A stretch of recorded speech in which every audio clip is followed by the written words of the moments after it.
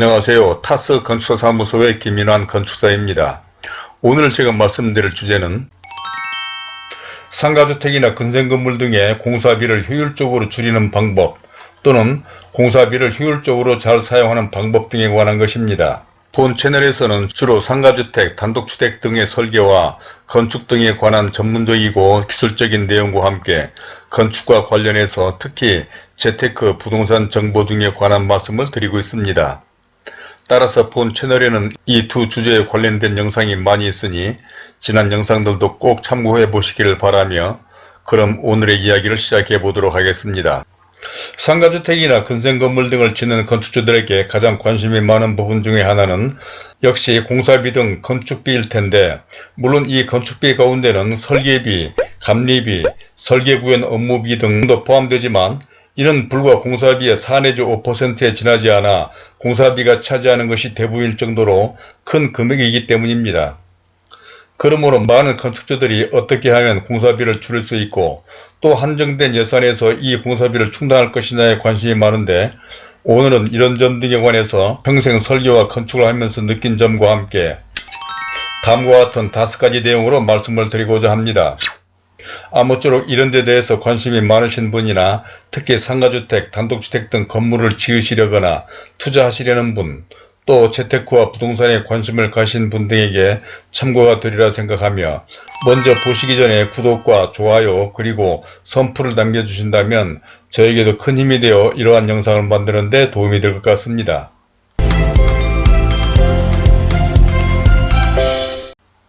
그러면 순서에 따라서 첫 번째로 공사비와 건축물의 품질에 관해서 말씀드려 보겠는데, 가장 적은 비용으로 가장 큰 효과를 얻으려는 경제 원칙이라는 것이 있는데, 이는 현대 건축을 하는 데 있어서도 가급적이면 최소한의 비용으로 자신이 추구하려는 목적인 좋은 건축물을 짓고자 하는 것으로 이는 누구라도 바라는 바일 것입니다. 빠듯한 예산을 가졌던 제 아무리 돈이 많은 사람이든 그 누구라도 경제 원칙에 맞는 건축을 하고자 할 것이고, 이는 제가 평생 설계와 건축을 하면서 만나본 건축주치고 이에 대해서 자유로운 사람은 없었고, 또 금융 활용이 좋은 요즘은 땅이나 건축 자금 등에서 자기 자금만으로 건축을 하는 사람들은 거의 보지 못할 정도였습니다. 그러므로 어떻게 하면 경제 원칙에 따라 건축을 할 것이냐가 중요한데, 이는 비단 건물을 짓고자 하는 건축주뿐만 아니라 설계를 하는 건축사나 시공업체 등도 이러한 노력에 동참해야 할 것이고, 특히 설계자나 시공자는 전문가로서 건축을 잘 모르고 경험이 부족한 건축주들에게 최소한의 비용으로 효율적인 건축을 할 수 있도록 다양한 아이디어와 대안 등을 제공하는데 최선을 다해야 할 것입니다.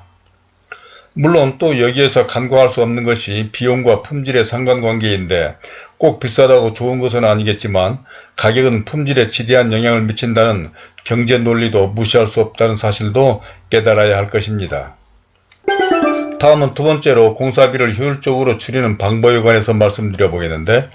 이상과 같은 상황에서 공사비를 효율적으로 줄이는 방법에 대한 논쟁은 오래전부터 회자된 이야기들이 많습니다. 그러니까 설계나 공사의 단순화, 면적이나 규모의 최소화, 간접 비용의 최소화 등은 일반적인 이야기이고, 또 직영공사를 하면 공사비를 줄일 수 있다는 이야기들도 하는데, 여기서 모든 것을 다 설명하기는 어렵겠지만 이는 시공업체에 가는 이윤이나 관리비를 줄인다는 점에서는 이런 설득력이 있을지 모르나, 자재나 공사인력의 수급, 생산성, 공사관리, 특히 하자관리 등 모든 점을 생각한다면 결코 바람직하지는 않습니다. 즉, 건축주가 직접 자재나 장비, 인력 등을 조달하는 경우 상시적으로 이런 것들을 조달하는 시공업체 등에 비해서 가격도 비싸고 또 제때 공급받기 어려울 뿐만 아니라 생산성이나 관리적인 측면에서 손실이 많을 것은 당연할 것이기 때문입니다. 특히 20여 개 공종의 수많은 작업자들이 동원되는 공사 관리와 조정에 한계가 있을 뿐만 아니라 하자 발생 책임이 모호해지며 하자 관리도 직접 건축주가 해야 한다는 점 등과 건축주 자신의 인건비 등 비용을 생각할 때 별로 도움이 되지 않아 실제로 요즘 직영공사를 하는 경우는 거의 없다는 사실이 이를 말해주지 않나 싶습니다. 이 밖에도 설계 과정과 기법 그리고 공사 과정과 자재 선정에서 비용을 줄일 수 있는 방법이 많은데, 이는 건물의 종류나 규모에 따라 달라 다 설명하기는 어렵겠지만 분명한 것은 해당 건물, 즉 상가주택이나 근생건물 등만을 전문화, 세분화된 설계자나 시공자들의 경우에는 온갖 건물을 하는 업체에 비해서 관련 건물에 대한 자료나 실적, 경험 등이 많아서 효율적인 설계뿐만 아니라 생산성도 높고 특히 하자를 줄이거나 하자 관리 등 모든 점에서 훨씬 효율적이며 비용을 절감하는 데 큰 도움이 되므로 가급적이면 전문성과 세분화된 업체를 선정하는 것이 공사비를 절약하는 방법이 될 것입니다. 다음은 세 번째로 공사비를 효율적으로 사용하는 방법에 관한 것인데, 공사비를 줄이는 것과 함께 또 효율적으로 한정된 예산을 잘 활용하는 방법을 강구하는 것도 건축을 하는 데 있어서 대단히 중요합니다. 그러니까 아무리 돈이 많은 사람이라도 책정된 예산 범위 내에서 건축을 해야 하는 상황에서 모든 것을 다 만족시킬 수 없는 것이 현실이기 때문에 공사비를 효율적으로 사용하는 것이 좋은데, 그것은 우선순위 즉 프라이오리티를 정하는 것입니다. 이는 건물의 종류나 규모, 품질 등을 희생시키지 않는 채 20여 개 공종의 공사 중 예를 들자면 골조, 외부 마감 공사, 창호 등 나중에 바꾸기 어려운 부분은 생각한 대로 공사비를 집행하고, 인테리어나 가구, 조명 등 살면서 교체가 가능한 부분에 대한 공사는 비용을 절약하는 방식으로 공사비 예산을 조정하는 것입니다. 물론 이 경우 건물의 종류나 규모에 따라 이렇게 절약되는 비용이 많지 않을 경우도 있겠지만, 이러한 것은 건축주의 생각이나 의도에 따라 우선순위를 정할 수 있는 부분은 다를 수도 있습니다. 다음으로 어떤 업체 등에서는 공사비를 나중에 받겠다거나 임대를 빼가는 조건 또는 대출 등을 알선해 주겠다고까지 하는 경우도 있는 모양이던데, 이렇게 하면 그에 따른 금융비나 각종 비용이 공사비에 얹혀져 공사비가 오르는 것은 당연하고, 또 소위 칼자루를 뺏겨서 건축주로서 당당하지 못하는 요인이 되므로 요즘에는 각종 대출 제도가 다양해서 자신이 공사비를 조달하면서 공사비 지급 조건 등을 갑의 입장에서 건축주 사정에 따라 조절하는 것이 공사비를 효율적으로 사용하는 방법이기도 합니다. 이 밖에도 공사비를 줄이거나 효율적으로 사용하려면 공사 계약 시 공사 내역서를 꼼꼼히 작성해서 각종 자재비나 인건비 단가를 확정해 두는 것도 추가 공사 등이 발생했을 때 기준이 되어 다툼의 여지도 없어지고 공사비도 효율적으로 관리하는 방법이 될 것입니다. 다음은 네 번째로 설계나 계약 변경 등을 줄여야 한다라고 하는 것인데, 이 밖에도 공사비를 효율적으로 줄이거나 관리하는 방법으로 설계 과정에서 가급적이면 욕심을 부리지 말고, 또 설계가 확정된 후 공사 과정에서 설계나 자재를 변경하는 사례가 없어야 추가 공사비 등 공사비 관리를 잘 할 수가 있습니다. 그러니까 대체로 많은 건축주들이 공사비는 없다고 하면서도 설계 과정에서 방도 크게 하는 등 면적도 늘리고 싶고 사용하는 자재도 다 좋은 것으로만 생각하는 경향이 있는데,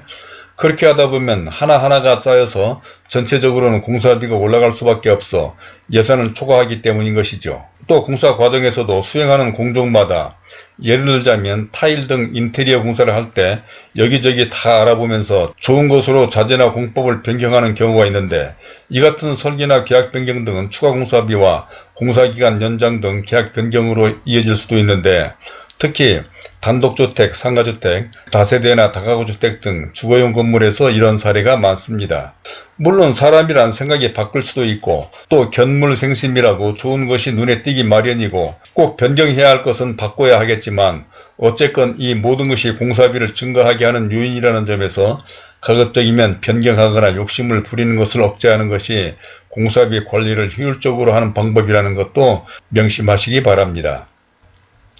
다음으로는 공사비를 효율적으로 관리하면서 품질을 향상시킬 수 있는 방법으로 VE, CM과 LCC 비용 등 좀 전문적인 부분에 대해서 설명을 드려보겠는데,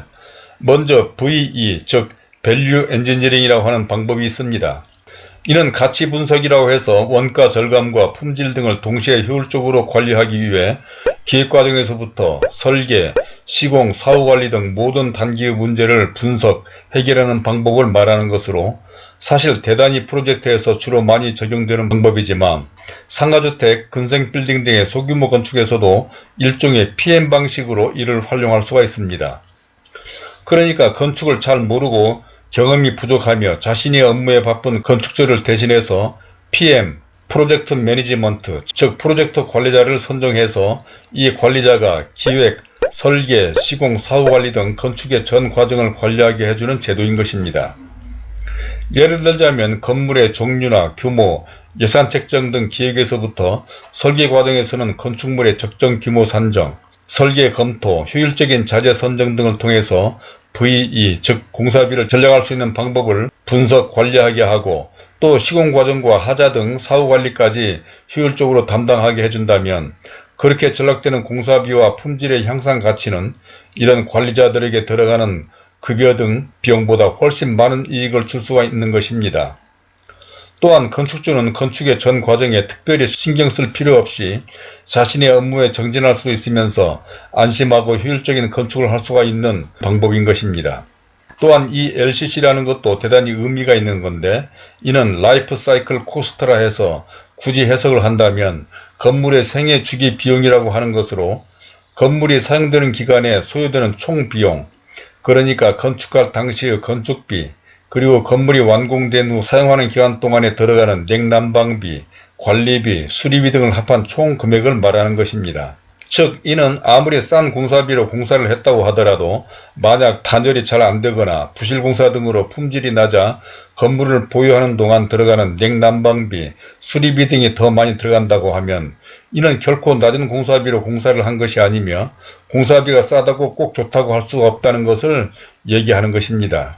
결국 공사를 할 때 우선 당장은 싼 것이 좋을지 몰라도 전체적으로 들어가야 할 비용이 많이 들어간다고 생각된다면, 그러니까 싼 게 싼 것이 아니고 비싼 제품이 그 가치를 가지고 있다는 시장 논리를 말하는 것인데, 이는 건물을 지으려는 건축주들에게 의미심장하게 새겨드려야 할 이야기가 아닌가 싶습니다.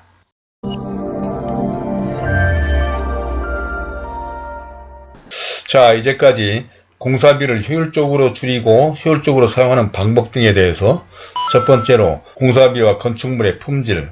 두 번째로 공사비를 효율적으로 줄이는 방법, 세 번째로 공사비를 효율적으로 사용하는 방법, 네 번째로는 설계나 계약 변경 등을 줄여야 한다. 또 마지막 다섯 번째로 VE, CM과 LCC 비용 등에 관해서 말씀을 드려봤습니다. 세상은 참 많이 바뀌고 있는 것 같습니다. 그러니까 우리 사회도 과거에 비해서 삼성이나 LG 등 메이커나 네임밸류가 있는 회사 제품을 선호하고 다소 비싸더라도 명품 등을 고집하는 경향이 두드러지고 있는데, 이는 제가 더 설명할 필요가 없을 정도로 의식 수준이 달라지고 있다는 것입니다. 아마도 이런 점에서는 이런 상가주택이나 근생 빌딩 등 건축 분야도 그런 제품 등의 상황과 꼭 같지는 않겠지만 과거에 비해서 많은 부분에서 달라지고 투명해지고 있다고 저는 평생 동안 이 분야에서 일하고 있는 전문가로서 확실하게 말씀드릴 수가 있습니다. 그러니까 얼마 전 만든 영상에서도 설명한 바와 같이 이제는 철근을 빼먹는다거나 부실공사, 심지어 사기 등 그동안 건축에 대한 부정적인 의견이나 소문은 사라져가고 있고, 건축허가제도, 설계, 감리, 특검제도 등 모든 건축 시스템이나 건축 환경도 과거와는 비할 수 없을 정도로 발전, 변화하고 있어서 평당 공사비니 저가 공사, 날림 공사비 등은 발붙이기 어려워지리라 확신하는데, 혹시 이런 데 대한 궁금한 점이나 의견 등이 있으시면 선플로 남겨주시거나 좀 더 구체적인 상담이 필요하신 분들은 본 영상 아래 더보기에 적어둔 이메일과 전화로 연락 주시기 바랍니다. 그러면 그런 점 등에 대해서도 더 자세한 설명을 해드리도록 하겠고, 또 구독과 좋아요를 눌러주신다면 본 채널에 관련된 다른 많은 참고 영상들을 보실 수도 있으며, 화면 왼쪽에 제가 추천하는 이 영상들도 꼭 참고해 보시길 바라면서 오늘은 이것으로 줄이도록 하겠습니다. 감사합니다.